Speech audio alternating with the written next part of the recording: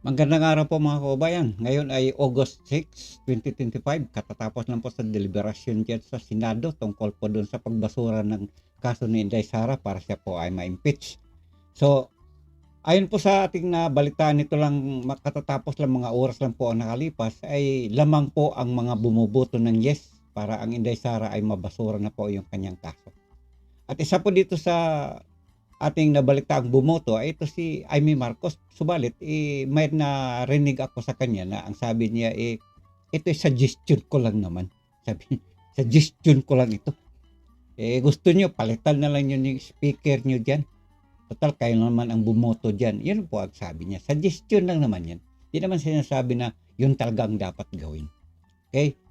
Medyo ito, maganda to pakinggan sa mga pabor. Sa mga hindi pabor, talagang makakabusangot kayo kasi siyempre, bigo uli ang inyong mga isinisigaw na impeach Inday Sara. Alright? So, para sa ating pagpapatuloy at marinig natin, pakinggan natin ang mga sinasabi ni Senador Amy Marcos. Thank you very much, Mr. President. I vote a resounding yes. Sa hinabahaba kong pagsisilbi sa Kongreso, sa 12 taon na nanilbihan kami, ang trabaho ng kongrestista, sa pagkaalam ko, ay maging kinatawan ng kanilang distrito o kanilang sektor. Bakit naman ngayon ay naging tagabantay na lamang sila ng humihiyaw na dambuhalang sanggol? Ginawa ng bonjing na armas ang impeachment. Ang dating para sana sa kaayusan ng sistema, ginagawang pampagulo, panakot at sandata laban sa mga kinaiinggitan, kinaiinsecuran ng mga lulong sa kapangyarihan. Galangin naman natin ang Korte Suprema. Huwag tayong umastang Supreme Court, Supremest pa. Wala namang ganun ah. Sa mga kapatid kong senador, paano tayo magiging dakilang mambabatas kung tayo mismo ay hindi susunod sa batas? Ang boses ng Korte Suprema ay boses ng konstitusyon. At kung sino man ang sasapaw sa boses na ito ay isa lang ang tono, ambisyon. Kaya naman, mag-move on na tayo. Magtrabaho at huwag konsintihin ang isang spoiled na bonjing. Huwag nang busugin ng pabor. Huwag nang pumayag dahil may pabuya. Huwag tayo magpalaki ng buwaya, baby pa nga ang tawag, lulong na. Sa mga mahal kong kongresista, may suggestion po ako. Ito suggestion lang naman, Huwag niyong masamain. Kesa inaatupag ninyong palitan ang pinili ng taong bayan, binoto at minahal. Bakit di nyo nalang palitan ang tao, kayo naman lang ang pumili? Ayaw paawat ng iba sa kakaflex. Ano kaya kung yung speaker nyo na lang ang paltan nyo? Yun po ang Amy Marcos po mga kababayan. So, sabi niya, bumuboto ako ng malakas na yes.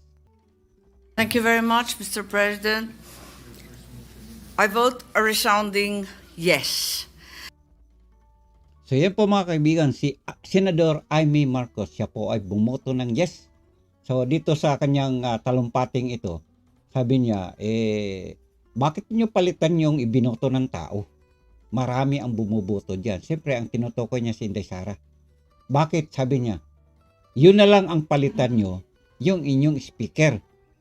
Kasi kayo naman ang bumuboto dyan. Ang tinutukoy niya dito, yung sa Congress. Bakit kayo gusto nyo palitan yung mga ibinoto ng taong bayan, ng mga tao? O, di ba? Kasi ang speaker, siyempre, pagka nasa Congress, ang bumuboto dyan, siyempre, yung sila mismo lang dyan, nasa member ng Congress. So yan po ang ating mahal na si Inday or si Amy Marcos mga kababayan. So siya po ay pabor na may basura na po ang impeachment complete ni Inday Sara. Kaya siya bumoto siya ng dumadagundong na yes. Yan po ang sabi niya. So mga kababayan, mayroon pa tayong mga ibang ibabalita sa inyo at nitong huli nga ayon sa ating narinig dito at ating na balitaan ay marami na po silang bumubuto ng yes, pabor po na itsapuira na po ang impeachment complaint ni Inday Sara. Kasi ang pinagbatayan din naman ng halos nakararami sa kanila yung sinasabi ng Supreme Court na unconstitutional po ang inihaing complaint laban po kay Inday Sara. So, kumbaga kasi labag sa saligang batas o kung ano pa man ang nalabag dyan. Yun po ang sabi ng Supreme Court. O kailangan nga agad tuparin ninyo ang kautosang ito. Pero hindi naman sarado yan ang kautosang yan or ang decision yan na mula sa Supreme Court dahil may nakalagay naman doon sa parting dulo na pwede naman silang pwede pang humirit yung nasa Congress. Pwede sila motion for reconsideration. Kung ano pa man yan kasi hindi man ako abogado. Sila lang nakaalam dyan. Pero yun po ang ating naabot sa ating kakayanang maunawa ng mga bagay na yan. Muli ang inyong kaibigan, Buwan TV ay abangan pa ninyo. Mayroon pa tayong mga iba pang karagdagang mga upload dito. Makikibalita. Mga kababayan, sa kasalukuyan nangyari ngayon sa Butuhan, katatapos lang po dyan sa Senado. Para po ibasura nga ba or hindi ang impeachment complaint ni Inday Sara. Maraming salamat sa inyo mga kababayan, sa inyong pagsubaybay. Mula Buwan TV ay magpapasalamat po sa inyong lahat mga kababayan. Magandang araw. Salamat.